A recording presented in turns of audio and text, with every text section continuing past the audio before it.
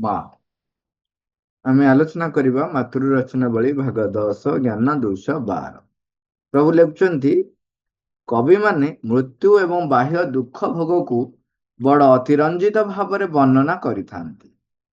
ମାତ୍ର ଆତ୍ମାର ବିଫଳତା ଗୁଡ଼ିକ ହେଉଛି ଜୀବନରେ ଅଭିନୀତ ହେଉଥିବା ଏକମାତ୍ର ଦୁଃଖାନ୍ତ ନାଟକ ଏବଂ ଈଶ୍ୱରତ୍ୱ ପ୍ରାପ୍ତି ଉଦ୍ଦେଶ୍ୟରେ ମନୁଷ୍ୟର ବିଜୟଯୁକ୍ତ ଆରୋହଣ ହେଉଛି ତା ଜୀବନର ଏକମାତ୍ର ମହାକାବ୍ୟ। ଗତକାଲି ଆମେ ଯେଉଁ ଗପଟି ଶୁଣୁଥିଲେ, ସେ ଗପଟିରେ ଆପଣ ଦେଖିଲେ ଯେ କବିମାନେ କେମିତି ଟିକେ ଅତିରଞ୍ଜିତ କରିଥାନ୍ତି। ଯେମିତି କଥାରେ କୁହନ୍ତି, ଲୋକମାନଙ୍କୁ ଟିକେ ଅଧିକ ଯେମିତି ଭାବପ୍ରବଣ ଯୁକ୍ତ କରେଇବ, ସେଇ ପ୍ରକାରେ ସେମାନେ କଣ କରନ୍ତି, ତାକୁ ଟିକେ ଅତିରଞ୍ଜିତ କରନ୍ତି। ଟିକେ ବୋଲି ନୁହଁ, ଭଲ ଭାବରେ ଅତିରଞ୍ଜିତ କରନ୍ତି। ଏଠି ଗୋଟେ କଥା ହଉଛି, ପୂର୍ବରୁ ଆମେ ପଢିଛନ୍ତି, ଆଲୋଚନା କରୁଥିଲେ, ସେଇମାନେ ହେଉଛନ୍ତି ଅଗ୍ରଗତି ଅଭିମୁଖେ କଳାକାର, ଯେଉଁମାନେ ତାଙ୍କ ଲେଖାରେ, ତାଙ୍କ ଚିତ୍ରରେ, ତାଙ୍କର ଭାବନାର ଯେଉଁଭଳି ଭାବରେ ସେ ପରିପ୍ରକାଶ କରୁଛନ୍ତି, ଶିଳ୍ପର ହଉ, ତାହା ଦୁଃଖାନ୍ତ ନ ହେଇ ଆନନ୍ଦ ଆଡ଼କୁ ଯାତ୍ରା କରୁଥିବ। ସବୁବେଳେ ଗୋଟେ ଉତ୍ସାହ, ପ୍ରେରଣା, ଅଗ୍ରଗତି କରିବା ପାଇଁ ଦଉଥିବ। ଏବଂ ଯେଉଁ ନାଟକ ବା ଚଳଚ୍ଚିତ୍ର ବି ଯିଏ କରୁଛନ୍ତି, ସେଥିରେ ଯେପରି ଯେଉଁମାନେ ବୀର, ଯେଉଁମାନେ ସାହସୀ, ଯେଉଁମାନେ ଆମର ସାଧାରଣତଃ ଆମେ ହିରୋ ବୋଲି କହୁଛୁ, ସିଏ କେବଳ ସମସ୍ତଙ୍କୁ ମାରିକି ସାବାଡ଼ କରୁନଥିବ ଏବଂ ତଥାକଥିତ ଖଳନାୟକର ମୃତ୍ୟୁ ହେଇଯାଏ, ଯେମିତି ଗୋଟେ ଦୁଃଖାନ୍ତ ବା ମୃତ୍ୟୁରେ ଶେଷ ହଉନଥିବ, ସେମାନେ ପରିବର୍ତ୍ତନ ହେଇଯାଉଥିବେ। ସେମାନଙ୍କ ଭିତରେ ନିଜର ପରିବର୍ତ୍ତନ ହବା ପାଇଁ, ଅଗ୍ରଗତି କରିବା ପାଇଁ ଏକ ଉତ୍ସାହ ଯୋଗାଉଥିବ। ଏହି ପ୍ରକାରର ନାଟକ ସେମାନଙ୍କର ଯଦି ରଚନାରେ ଆସେ, ତେବେ ତାଙ୍କ ଭିତରେ ସେଇ ନାଟକର ଯିଏ ବି ଶ୍ରୋତା ହୁଅନ୍ତୁ ବା ଦର୍ଶକ ହୁଅନ୍ତୁ, ସେମାନଙ୍କ ଭିତରେ ଅଗ୍ରଗତି କରିବା ପାଇଁ ଗୋଟେ ପ୍ରେରଣା ଆସିବ। ତେବେ ତାହା ହିଁ ଗୋଟେ ରଚନାର ବା ଗୋଟେ କଳାର ଔଚିତ୍ୟ ରକ୍ଷା କରିବ।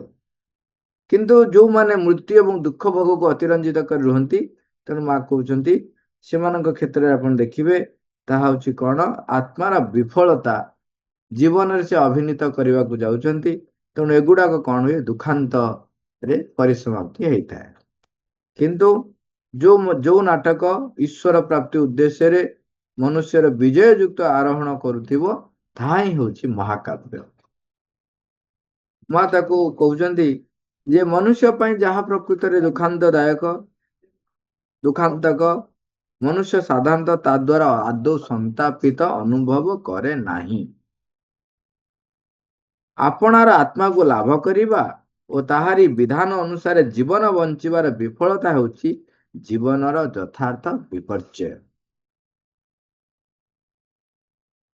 କଣ କହିଲେ? ଆପଣାର ଆତ୍ମାକୁ ଲାଭ କରିବା ଓ ତାହାରି ବିଧାନ ଅନୁସାରେ ଜୀବନ ବଞ୍ଚିବାର ଯଦି ବିଫଳତା ଆପଣ ଅର୍ଜନ କଲେ, ବା ଯଦି ଆକ୍ଚୁଆଲି କହିବାକୁ ଗଲେ ଆମେ ବୁଝିବା, ଯଦି ଆମେ ଯଦି ଆତ୍ମାକୁ ଲାଭ କରିବା ପାଇଁ ବଞ୍ଚୁନାହାନ୍ତି ଏବଂ ଆତ୍ମାର ବିଧାନ ଅନୁସାରେ ପରିଚାଳିତ ହେବା ପାଇଁ ବଞ୍ଚୁନାହାନ୍ତି, ପ୍ରୟାସ କରୁନାହାନ୍ତି, ତେବେ ଆମ ଜୀବନରେ ବିପର୍ଯ୍ୟୟ ଘଟିଛି ବୋଲି ଆମେ ଜାଣିବା। ମାଙ୍କର ଲେଖା କହୁଛି, ଆଉଥରେ ପଢୁଛି, କହୁଛନ୍ତି, ଆପଣାର ଆତ୍ମାକୁ ଲାଭ କରିବା ଓ ତାହାରି ବିଧାନ ଅନୁସାରେ ଜୀବନ ବଞ୍ଚିବାର ବିଫଳତା ହେଉଛି ଜୀବନର ଯଥାର୍ଥ ବିପର୍ଯ୍ୟୟ। ଯଦି ଆମେ ବିଫଳ ଅର୍ଜନ କଲେ, ବଞ୍ଚିଲେ ନାହିଁ ବା ବଞ୍ଚି ପାରିଲେ ନାହିଁ, ଦିଟା ଯାକ। କାରଣ ବିଫଳ ସେତିକି ବେଳେ ହୁଏ ଯେତେବେଳେ ଆମେ ବଞ୍ଚି ପାରିଲେ ନାହିଁ। ଯଦି ଆପଣ ବିଫଳତା ଅର୍ଜନ କରୁଛନ୍ତି, ତେବେ ତାହା ଜୀବନର ଯଥାର୍ଥ ବିପର୍ଯ୍ୟୟ ହେଲା।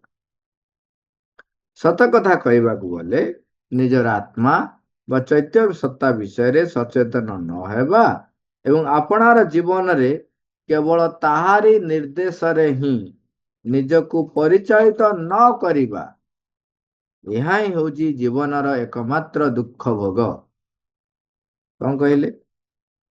ଆତ୍ମା ଦ୍ୱାରା ବା ଚୈତ୍ୟ ସତ୍ତା ସମ୍ପର୍କରେ ସଚେତନ ନହେବା, ତା ଦ୍ୱାରା ଲେଖୁଛନ୍ତି କେବଳ ତାହାରି ନିର୍ଦ୍ଦେଶରେ ହିଁ ନିଜକୁ ପରିଚାଳିତ ନ କରିବା। ଯଦି ତା ନିର୍ଦ୍ଦେଶ ବ୍ୟତିରେକ ନିର୍ଦ୍ଦେଶରେ ହିଁ ମାନେ କେବଳ ତାରି କଥା ମାନିବେ, ଆଉ କାହା କଥା ନୁହଁ। ତାଙ୍କରି ନିର୍ଦ୍ଦେଶରେ ହିଁ ନିଜକୁ ପରିଚାଳିତ ଆମେ କରୁନାହୁଁ, ତାହେଲେ ଜୀବନର ଦୁଃଖ ଭୋଗ ଆଠାରୁ ଆଉ କିଛି ଅଧିକ ନାହିଁ। ଆପଣାର ଆତ୍ମାର ପରିଚୟ ପାଇବା ପୂର୍ବରୁ ଏବଂ ତାହାରି ବିଧାନ ଅନୁସାରେ ଆପଣାର ଜୀବନକୁ ବଞ୍ଚି ପାରିବା ପୂର୍ବରୁ ଏହି ସଂସାରରୁ ବିଦାୟ ନେଇ ଚାଲିଯିବା, ତାହା ହିଁ ପ୍ରକୃତ ବିଫଳତା। ସରଳ ଭାଷାରେ କହିଲେ, ଯଦି ଏଇ ଜୀବନ ଭିତରେ ଆମେ ଚୈତ୍ୟ ଆବିଷ୍କାର ନ କରିପାରିଲେ, ଏଇ ଜୀବନ ଭିତରେ ଆମେ ଯଦି ଚୈତ୍ୟ ସତ୍ତା ଦ୍ୱାରା ପରିଚାଳିତ ନ ହେଇପାରିଲେ, ତେବେ ଜୀବନଟି ଆମର ବ୍ୟର୍ଥ ଗଲା ବୋଲି ଜାଣ। ଜୀବନଟା ବ୍ୟର୍ଥ ଗଲା ବୋଲି ଜାଣ। ମା କହୁଛନ୍ତି ତାହା ହିଁ ପ୍ରକୃତ ବିଫଳତା। ଏବଂ ଆପଣା ଭିତରେ ଦିବ୍ୟ ପରମ ସତ୍ତାଙ୍କର ପରିଚୟ ଲାଭ କରିବା ଏବଂ ତାଙ୍କରି ବିଧାନ ଅନୁସାରେ ନିଜ ଜୀବନକୁ ବଞ୍ଚିବା, ଏହା ହିଁ ହେଉଛି ଯଥାର୍ଥ ମହାକାବ୍ୟ, ଏହା ହିଁ ଯଥାର୍ଥ ଗୌରବ। ଏ ବିଷୟରେ ବହୁତ ଆଲୋଚନା ହେଲାଣି। ସହଜ ସରଳ ଉପାୟ ହେଉଛି 4 ପ୍ରକାର କହିଛନ୍ତି: ଅବଲୋକନ, ସତର୍କ, କର୍ତ୍ତୃତ୍ୱ, ପ୍ରଭୁତ୍ୱ। ଅବଲୋକନ କରିବେ, ଦେଖିବେ ଗୋଟି ଗୋଟି କରି। ଦେଖିଲା ବେଳେ ଯେତେବେଳେ ଆମେ ଦେଖୁଛୁ, ଆମେ ନିରୀକ୍ଷଣ କରିବା, ପର୍ଯ୍ୟବେକ୍ଷଣ କରିବା, ସେ ସମୟରେ 2ଟି ଜିନିଷ ଏକାନ୍ତ ପ୍ରয়োଜନ। ଗୋଟିଏ ହେଉଛି ନିଷ୍ଠାପର ଭାବରେ, ନିରପେକ୍ଷ ଭାବରେ ଆପଣ ଦେଖିବେ। ନିଷ୍ଠାପର ଭାବରେ ଦେଖିବେ, ନିରପେକ୍ଷ ଭାବରେ ଦେଖିବେ। ନିରପେକ୍ଷ କାହିଁ କୁହାହଉଛି? କଣ ହୁଏ? ଆମର ରୁଚି ଅନୁସାରେ ଆମେ ଯେପରି ଖାଦ୍ୟକୁ କହୁ ଭଲ ଖାଦ୍ୟ ବା ଖରାପ ଖାଦ୍ୟ, ଆମର ଜିଭର ବା ଜିହ୍ବାର ଲାଳସାକୁ ଯଦି ଚରିତାର୍ଥ କରେ, ଆମେ କହୁ ଭଲ ରୋଷେଇ ହେଇଛି। ଯଦି ମୋ ଜିହ୍ବା ଲାଳସା, ମୋ ରୁଚି, ମୋର ଯୋଉ ସ୍ୱାଦ ତାକୁ ଚରିତାର୍ଥ ନ କଲା, ମୋର ଯୋଉ ସ୍ୱାଦ ପ୍ରତି ଯୋଉ ମୋର ଗୋଟେ ଆସକ୍ତି ରହିଛି, ଯୋଉ ସ୍ୱାଦ ପ୍ରତି, ତାକୁ ଯଦି ଚରିତାର୍ଥ ନ କଲା, ତେବେ ମୁଁ ତାକୁ ସାଧାରଣତଃ କହେ ଅସ୍ୱାଦୁକର। ଇଏ ହେଉଛି ପକ୍ଷପାତିତା। ତେଣୁ ନିଷ୍ଠାପର ଭାବରେ, ନିରପେକ୍ଷ ଭାବରେ ମୁଁ ଦେଖିବି ଘଟଣା। ତା ସହିତ ଦ୍ୱିତୀୟ ହେଲା କଣ? ନିରନ୍ତର ଅପ୍ରତିହତ ଆସ୍ପୃହା ରଖିବି। ନିରନ୍ତର ଅପ୍ରତିହତ ଆସ୍ପୃହା ରଖିବି ଯେ ମୁଁ ଚୈତ୍ୟ ସତ୍ତା ଦ୍ୱାରା ପରିଚାଳିତ ହେବି, ଚୈତ୍ୟ ସତ୍ତାକୁ ସମ୍ମୁଖକୁ ଆଣିବି, ଚୈତ୍ୟ ସତ୍ତା ଦ୍ୱାରା ପରିଚାଳିତ ହେବି। ଏଇ ଆସ୍ପୃହା ସହିତ ନିଷ୍ଠାପର ଭାବରେ, ନିରପେକ୍ଷ ଭାବରେ ପ୍ରତ୍ୟେକ ଘଟଣାକୁ ଅବଲୋକନ କରିବି, ଦେଖିବି। ଦେଖିଲା ବେଳେ ସେଥିପାଇଁ କହନ୍ତିନି, ଇଣ୍ଟରଭ୍ୟୁ ଯେତେବେଳେ ହୁଏ, ସେତେବେଳେ ଅଲରେଡି ମୋର ଯାହାକୁ ଇଣ୍ଟରଭ୍ୟୁ ରେ ସିଲେକ୍ଟ କରିବା କଥା, ବେଳେ ବେଳେ ଉପରୁ ନିର୍ଦ୍ଦେଶ ଆସି ସାରିଥାଏ, ସିଏ ସିଲେକ୍ସନ ହେଇ ସାରିଛି। ଆଉ ଯୋଉ ସିଲେକ୍ସନ ପ୍ରୋସିଜିଅର ଚାଲିଛି, ତାହା କେବଳ ଲୋକ ଦେଖାଣିଆ ଔପଚାରିକତା। ଇଣ୍ଟରଭ୍ୟୁ ହେଲା, ଅମକ ପିଲାଟି ସିଲେକ୍ଟ। ସିଙ୍ଗଲ ଡକା ହଉଛି, ଇଣ୍ଟରଭ୍ୟୁରେ ଇଣ୍ଡିଭିଜୁଆଲ ଡକା ହଉଛି। କାହାକୁ କଣ ପଚରା ହେଲା କିଏ ଜାଣୁଛି। ତେଣୁ କେବଳ ଔପଚାରିକତାରେ କାର୍ଯ୍ୟ ଚାଲିଛି, କିନ୍ତୁ ଯାହାକୁ ମୁଁ ସିଲେକ୍ଟ କରିବା କଥା କରିସାରିଛି। ଏଇ ପ୍ରକାରର ହେଲେ ଆପଣଙ୍କ ଭିତରେ ଆରମ୍ଭରୁ କହିଲେ ଇଏ ସବୁ କହିଲେନି, ଏଇ ପ୍ରକାର ଯଦି ଗତିବୃତ୍ତି ରହିଛି ତେବେ ସେମାନଙ୍କ ଭିତରେ ଦେଇ ମା ନିଜେ କହିଲେ ମୁଁ ସେମାନଙ୍କ ମଧ୍ୟ ଦେଇ କାର୍ଯ୍ୟ କରିପାରେ ନାହିଁ। ଅଲରେଡି ଆମେ ପଢିଛନ୍ତି ଡାଇରେକ୍ଟ ଲେଖା।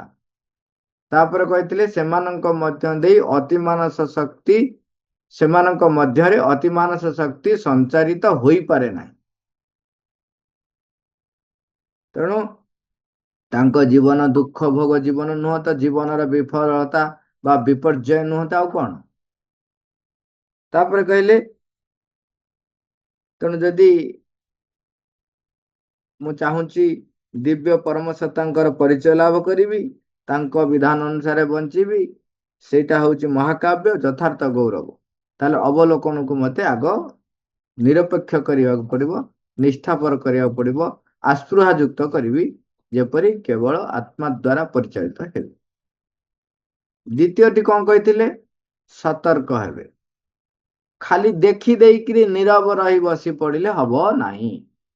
ସତର୍କ ହେବେ ଯେ କୋଉ ଘଟଣାବଳୀ, କୋଉ ଗୁଣାବଳୀ, କୋଉ ମୋର ଯୋଉ ସାମର୍ଥ୍ୟ ଯୋଉ ପରିପ୍ରକାଶ ହଉଛି ବା ପରିପ୍ରକାଶ ହବ, ତାହା ଅଗ୍ରଗତି ଅଭିମୁଖୀ, ତାକୁ